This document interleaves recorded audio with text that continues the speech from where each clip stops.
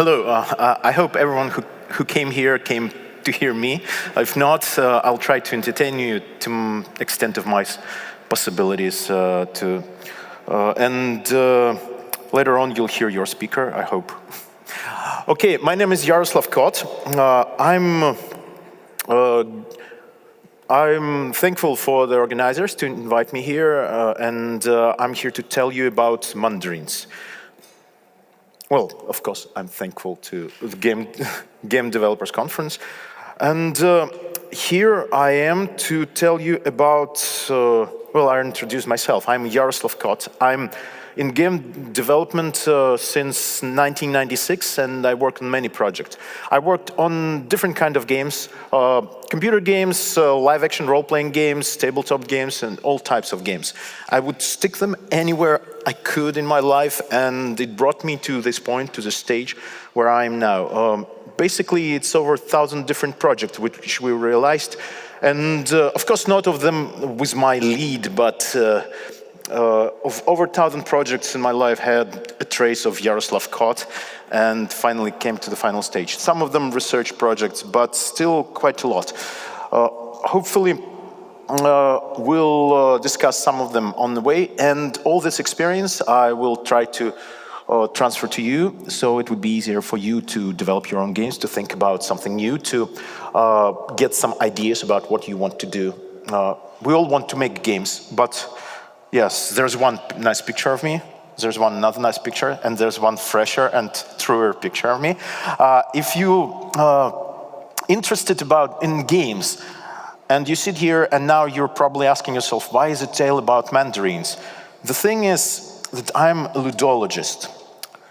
Ludologist, it's a science which researches games. Basically, games, everyone knows that games are have positive effect. We all know a lot of statistics, but mainly we research it as industry, how to earn money, and mainly as a computer games in this room, in this conference.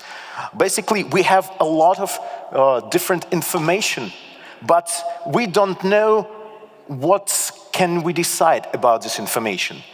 We have data, but we don't know what it means. We can assume. And when we assume without proper knowledge, when we don't turn information into knowledge, we're doomed to make mistakes. And of course, it will lead us to loss of time, loss of courage, loss of superhero powers, loss of a lot of resources, which will be more difficult to gather up for the next project. This is why research and information is essential. Basically, games, they like mandarins. And there is a group of people since 2012 who decided that they should study games, role-playing games, and there's already on sale the book we wrote, the biggest, I think, research on role-playing games ever done by over 50 researchers. It's sold even in Japan, and the guy is happy, and I hope that it means that our book is good. The role-playing game Transmedia Foundations, it's an amazing work by brilliant researchers of the West and me. I hope that I didn't bother them much in working this book, but the contents is amazingly huge. And the main idea of that is to show you how deep is game industry is and how much you can draw into your own life from game theory, from game industry, how many different areas of game industry there are. In many countries, especially in post-Soviet countries, we don't even understand that game industry is not only computer games, it's tabletop games. It's just games on the streets, in the fields, it's board games, it's live-action role-playing games. Can you see how many people are there? There's authors written under every chapter, and there's dozens and dozens of researchers. It's a huge amount of work. And chapters are named after industries. For example, role-playing games and economics, role-playing games and psychology. In every area, there are things which people learned and which people developed, from which we can draw into industry to develop computer games. Basically, theory is very similar. It's similar to mandarins. So we have these juices, which we know which are good for you. You know, mandarins are good. They have a lot of positive effects on you, the same as games. But do we truly know that all orange juices and mandarin juices, they actually have the same quality as the proper fruit? No, we can't vouch for that, because basically they're sterilized, they had a lot of chemistry in them. Sometimes they're not real fruit juices, and many people stop drinking them because they have acidic effect. So basically, we're not sure. And look at that. Sometimes from the foundation, from where we started, it goes even farther. We even have other drinks which we consider maybe they're mandarin, but it turns out that they have even less of mandarin in them than we expected, and they do not have the same effect as a proper mandarin. Some of them don't even have anything from where they came from. They don't even have a trace of juice. They've done from concentrate. And that's about the same with games. So basically, I'm here as one of us expert on mandarins to tell you about how to retain positive effects, how to retain the properties of games which you start to produce, to transfer them onto your consumer. Because otherwise, in time, they will stop working with you. There are three groups of basic effects on the game. Game can develop you mentally, physically, and emotionally. But all three of these effects, they work in all types of games. Even in computer games, they have different physical actions to them. And if your hand hurt, you can't really play. You can be a cyber sportsman because, for example, the response of your nerves is not quick enough. You have to have like reaction, visual contact, and it's physical development which you work on to achieve certain goal. Also, mental, you get a lot of knowledge from games, different kind of knowledge. Sometimes it's useless if it's too fantastic and far away from reality, but sometimes it has another side to it, emotional, communicational. And emotional side is when you learn about what's good or bad, about the consequences of your choices. What could happen if you execute certain action. Basically, role-playing game, it draws its inspiration from what? From our life. Life is a big role-playing game. We select a character for ourselves. Sometimes we get a nickname, or we want to be all mysterious. We sometimes think about ourselves as a part of subculture. We develop it. And that's the ultimate role-playing game. Yet, we play the next door person. We think about ourselves, sometimes creating image of ourselves, not thinking about ourselves as people who we want to know and find out. We're not bothering about learning ourselves. We're trying to create ourselves in our desirable image. Basically, it's a big problem. And role-playing games is a big methodology. And it's been studied in many different areas. For example, there's a short list where it's been studied. Anthropology studies role-playing games as a subculture. There is a huge subculture of players who just live with it, and you know them, maybe some of you part of them. You really get into it if you're part of subculture. It's really big part of your time, of your life. And different subcultures have different effects and laws of interaction. It's a big part of entertainment, as in different arcades, in video games, and in, for example, animation. When you come to some kind of event and they have people wearing different costumes and stuff like that, live action role-playing, for example. role-playing games used in psychology, and that means that they are already studying which effect, which feature of role-playing game has, and this knowledge is all for you to take and use in computer games. It's not a problem. It's used in corporate training, in theater. It's used as a form of art, because the biggest addictive part of role-playing game, of computer game industry itself as well, the biggest, the most important and the most addictive part is to make games.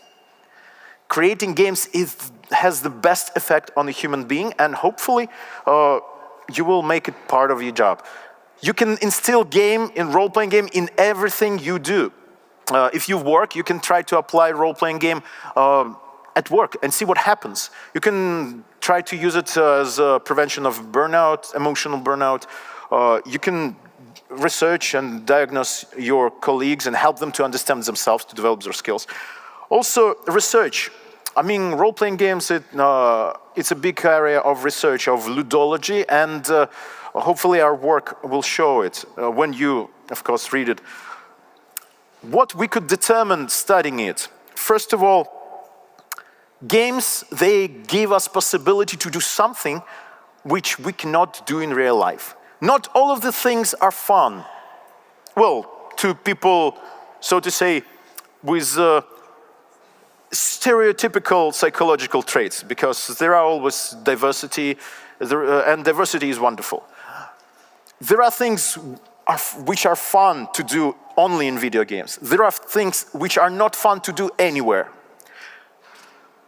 And these things are, as you can see, these things, they add negative emotion. Negative emotion and positive emotions, they both are there to control a character, to control a player. We paint with this emotion, his gameplay emotional imprint.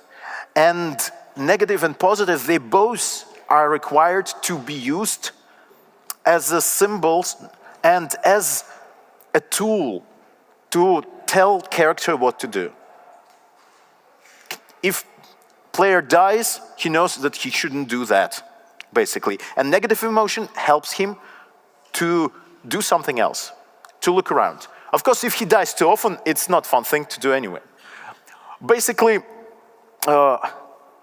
we made a little research as well, and research about what role players love about role-playing games altogether. And even though many people are playing like hack and slash role-playing games, role-playing, so to say, you can see from this poll that the most important thing is story. Hey, you need a story. And not only story, but also you can see exploration, character creation, and customization. So basically, when you create a video game, when your player has no possibility to explore, it's a big, so to say, sin and mistake of many Asian role-playing games. You know, there's massive online role-playing games which are aggressively promoted, but basically when you get into them, you don't have a freedom. You just press one button and your character travels from one point to the other. You don't have the possibility to explore, to know the environment to which you arrived. You don't have the touch with the world and the possibility to explore it, to customize, to have at least some free action, some decision. It's something which makes a role-playing game a role-playing game.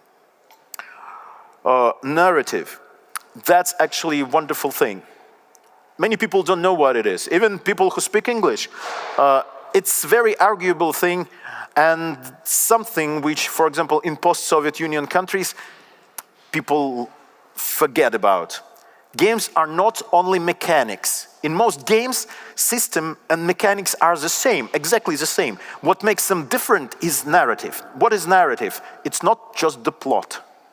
Narrative is the ability to tell the story within the game as the whole like entity of the game speaks to a player, not only like with words. There's no voice. Well, there could be, but there's no voice somewhere behind player telling him what's going on. But everything inside of the game tells the story. How the character looks, how he reacts, how boulders are built up, what is the castle, how it destroyed, when it destroyed, what signs on the walls there are, how characters interact with each other, with environment, what is the world around you. It all tells the story to a player. And the games which are dearest to us, if we think about them, the best role-playing games many of you can name, many of them, they're dear to us because they tell the story, narrative, no matter in which area of video games you are. Do you do match 3? You do like tower defense or whatever. What draws the player to your world, the world of your game, is the narrativity. How you pile out and how attractive you make the world within which player turns out when he loads into your game. It's very important to think about it not only as just basic mechanics. Many people are just inviting as a narrative writers, narrative experts, people who just write dialogues. But that's absolutely different. Narrativity, it's closer to movie direction, to theater direction, when you need to transfer the message, when everything is speaking, and everything is interacting with the player, not in precise sense, but in informational sense. When player loads in and he already is looking into environment, even into menus, and he understands what kind of game it is, what style of the game it is, and everything in this world adheres to the laws of this world, which you're in your own hands created. Because every person has certain conscience. And when you are told that this will be comedy, you come to a movie and this turns out to be not comedy, but for example, a horror, which is not even funny horror, or some kind of drama, you're disappointed. Why? Because you build up certain expectations. When we send a player into the world, certain signals, they set certain expectations. And when we contradict to these expectations, for example, if this person is very not emotional and this character starts crying at every corner, we really think that something is wrong with this game and this world. And we have negative emotions because we're disappointed. And that's what makes characters not like certain worlds, because in this world they feel contradiction. It almost physically injures our players sometimes. It's like a science fiction movie. I will not be calling the names of the movie. When you know all the rules of the world, you've seen these prequels a lot of times, and suddenly in the next sequel, the rules of previous sequels are broken and everything contradicts. You experience almost physical suffering. And you really don't want to see the next movie, unless you really have a hope that it will be better. But really, you're afraid to do that. The same with game. If too many things contradict with it, and it's not game about psychopaths, about like drugs or whatever, then something should be changed. And player probably will leave you. You can add humor to it, phantasmagoria, something which will make it insane game, and it will be known to the player that it is an insane game. Then he will just lock down his system, which connects conscience to the environment, and he will just relax and enjoy the freaky narrative of your game, enjoying the gameplay and nothing else. Also, important thing is to build it. Some role-playing games, they don't have to have very twisted story. For example, story for famous company Square Enix, and you probably know a lot of Final Fantasy series games. They're brilliant, some of the best games of their time, and they don't really have a lot of plot freedom, and not much affects the outcome of the game, yet still they're strong. The story makes them different. Nintendo has a lot of different subplots which lead you nowhere, but still it makes it interesting. It tells you more about the world. BioWare, they have choices. which lead to the same place, add a little flavor to the gameplay, but still it all leads to the one same thing. And of course, we all love this company. The plot in it really gives you a freedom, and you have illusion of freedom, but basically you just do what you want. And it's a role-playing game. Now, we all love it. Bethesda is great by creating the true freedom of environment for us. Not only telling the story, and some players not even completing the game because they just enjoy living in this world itself. Aesthetics in games. Oh yeah, just by accident I have Final Fantasy screenshot. The aesthetics of the game also plays a big part. It doesn't mean that everything has to be pretty, no. Unless you want it to be this type of game. It could be ugly, it could be strange. Crafting a narrative aesthetic is like doing Gothic movie. It's all very old craft of doing something narratively whole. For example, Edgar Allan Poe started one of this Gothic movement. He developed the style Gothic. Alfred Hitchcock can go on with it, developing horror movies, adhering to the style Gothic. You know, Tim Burton, many of you love, he is the follower of that style, and he's true to himself, creating things in this style.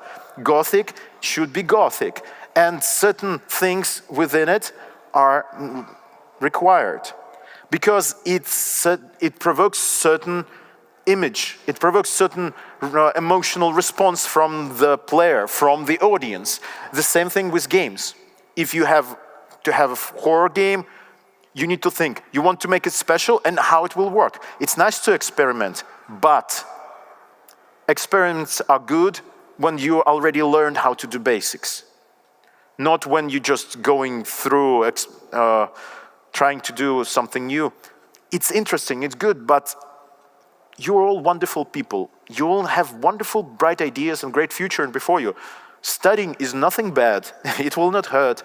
And studying will protect you from disappointments. Because if you make a project which is not very successful, perhaps your parents will make you go to the med school. Or to be a lawyer. Or to be someone else, and you will not be able to make a wonderful game which you probably all will make in the future. Another thing, characters. There are whole books about how to create characters, not only for writers, not only for screenwriters, for creative writers, but in psychology, there's whole direction like narrative psychology, narrative therapy, and they have whole books written in Russian and English about which characters provoke which response, emotional response from the subject with which psychologist is working. And that is such a deep research has done that you can basically select character to and know, 100% surely know what effect that character will have on your players. You basically will be able to direct them on a journey through your game, not to drop them into it and wait for their response. The experiments on people are forbidden in many countries. But still we do it in post-Soviet countries because it's fun and because we can. Worlds. World is a very important part of environment. Sometimes working on narrativity in different companies, when I'm invited, the first things I'd ask, where it is happens. If you have this weird between dimensions, strange, magically formed like island, it's okay. As long as you can tell me that it's a weird, strangely, magically formed island, nobody knows what it is about, okay. Let it be so, but everything should adhere to it. You have to start waving your world. There were a lot of lectures yesterday, today, about people creating their game and it going successful. And they building, some of them had their own maps. They had characters, background of each character described, names, grandfathers. You need to know in this environment, in this world, will you have a specific change of climate. What kind of climate? Ecosystem. Who eats who to survive? How it usually happens.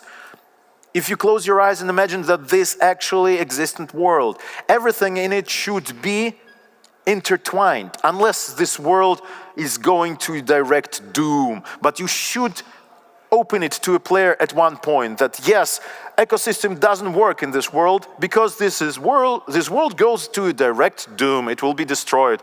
It's outlived its lifespan. World doesn't have to be big. You can see that a lot of, well, you can see a lot. I hope the slide would be noted. But the smallest map is in Fallout, and the biggest map is in Just Cause 3. So it's just random games. But basically, the size of the world doesn't mean that you will have amazingly legendary game which will take its place in the golden heritage of game industry, computer game industry of the world. It only means that it's something with which you need to work to fulfill. Some games, like in World of Warcraft, they developed worlds in time as their players go on. Also a good thing, if you don't know how to start with the world, instead of inviting like a different writer or specialist, you can also take pre-constructed settings, like Dungeons and Dragons, like Vampires the Masquerade and stuff. A lot of different books or laptop games, they very successful at Kickstarter campaign. You can just tell to the people that you will be making a game on Shadowrun, how they build up millions of dollars to have a video game which would be set in the environment which players already love. And this way you make yourself a fail-proof justification that a lot of players will come and play your game when it's completed. It's a very nice thing to start with, to learn someone else's world and to learn from it how to create your own. So basically, it will cut you a lot of work. Don't be afraid to Kickstarter your own. Go with the flow. Some games, they have fascinating story, which players enjoy, relax and enjoy. It's really a good thing to let them enjoy it without distraction. They have to be able to decide what happens if they just stop playing, if they will make a certain choice. But before that, you need to tell them that this is this type of the game. And these games, they have their own community and their own audience, and they still will be loved. Thing about role-playing games, there's no type of the game which people will not like. All of them have their own audience. Okay, I have little time, so I will speed up, okay? And this way you will not be able to fall asleep. Gameplay variety is very important thing for role-playing games. Otherwise, the role is not able to be executed. And players will be very much irritated. Consequences. Consequences have to be preset or not, but there should be consequences. If you set up world rules, there should be consequences for what they do against those rules. Physical collaborative games. Video games, they have whole industry impact on the world. We made a research a few years ago about which games, computer games, made the biggest impact to create subcultures. Live-action role-playing games, whole industry. And you can see that Fallout is on the top of it. Elder Scrolls, Stalker, Warcraft, and so on and so on.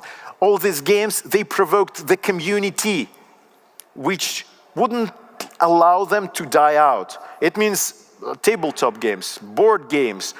It already creates the heritage, which makes these games legendary, basically.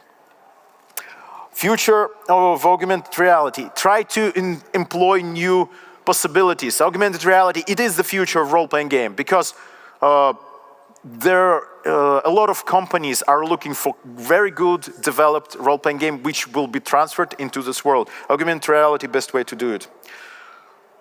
Mobile television, some role-playing games have such a good narrative that they are watched as movies on certain streams. The videos are developed and implored later on.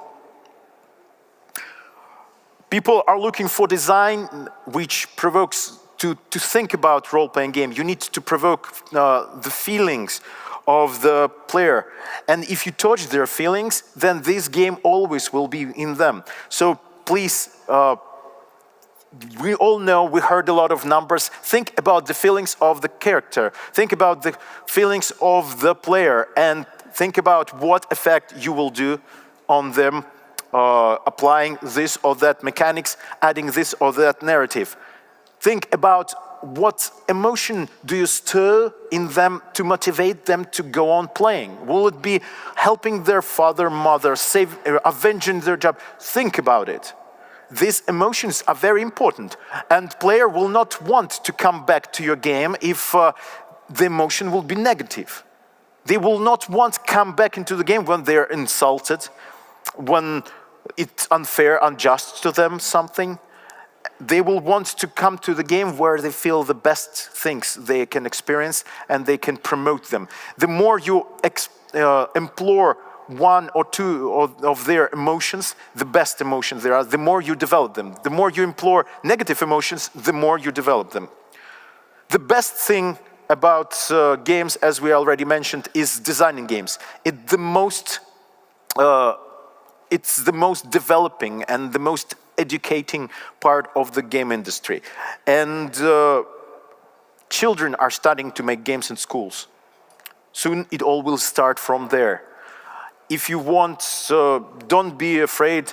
Modding is already accessible, and modders, the community saves the whole franchises. Now, community management, it's a big part of game industry, and game industry can use community of their game as resource which will, of people who are true to the certain setting, they love certain game, and they're ready to work sometimes for free to create new environment. Indie developer, not necessarily per person who waits for someone rich to come. Indie games now, they really hit the ceiling with the quality of what they do. We have plenty of indie companies which do AAA, AA product, and that's wonderful. Soon it will be even easier for you. Don't forget about old gamers communities, people who played old games. They really enjoy playing something, remakes of those games again and again. It's also a very good place to search for your future audience, and you already guaranteed to have audience. Nintendo proved that gameplay is very important, more important than mechanics or graphics. Graphics are nice, but people, and Final Fantasy, by the way, some of the new releases, they're 2D, and I still enjoy playing them because they have good narrative. Think about games as a family. It's very difficult to count what actually which people are playing, because often some games are played with the family. Whole family watches how child plays, how father plays, and they see the progress and they use it as a movie. I'll just find many possibilities, but the most important thing, please, if you want to develop yourself, find a mentor. Implore oral information which you can from different researchers and specialists. Please communicate with other cultures of game design, and please develop yourself, develop your community, develop yourself as professionals. The more you know about it, the better your games will be. And new technology is created. By the way, in Belarus already they created the full virtual reality suit, which already waits for game developers to make it. In Kiev they have front pictures, the full 360 spheric movie theater, which has video game in it. Can you imagine it? The screen which is all over around you. You stand there on the glass platform and you can shoot the meteorites, you can ride the car, and they also expecting for game designers to apply their skills to create games to their possibilities. It's all wonderful. My time is up. Thank you very much. And sorry. Okay, I think we have a time for one short question. Okay, this one will be also from me. So, if I can read only one book from ludology field, what should I pick up? It depends on who you are, really. There are, in different areas, people are asking me, what book should I choose? Like, if I want to be a psychologist, what books should I choose? If I want to be a ludologist or specialist in games. And answer is always one. Get the dictionary of terms and start from there. You want to be a psychologist? Great, but get the dictionary of terms and learn them. You want to be game designer? Get the dictionary of terms, of basic terms, in theater, in game development, in live-action role-playing. Get the dictionary of terms. You will have all mechanics, all things there. And after that, you can read any book. Pretty solid advice. Do we have more questions? Okay, thank you. Thank you. Thank you very much.